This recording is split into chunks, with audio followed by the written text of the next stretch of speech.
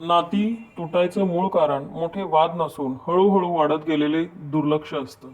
एकमेकांना टाळणं ही सुरुवात असते आणि अहंकार त्याला खतपाणी घालतो. मला काय फरक पडतो हे शब्द नात्यांच्या मुळावर घाव घालतात. संवाद थांबतो तेव्हा गैरसमज आपोआप बोलू लागतात. समजून घेण्याऐवजी जिंकण्याचे हाव लागले लागले नातं थकायला लागतं.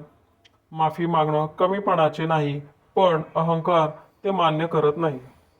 एकदा मनात अंतर पडलं की ते दिसत नसतानाही सतत जाणवत राहतं.